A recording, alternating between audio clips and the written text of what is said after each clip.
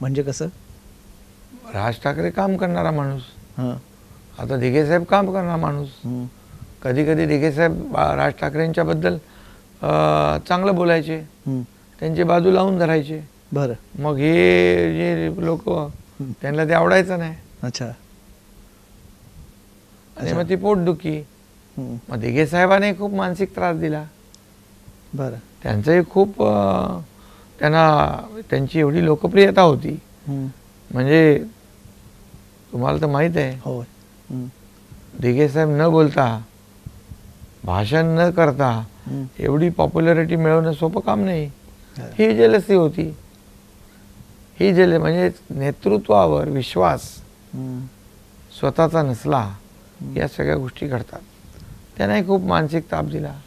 त्यांनाही बरंच काही सगळ्या गोष्टी केल्या. त्यांचे जिल्हा या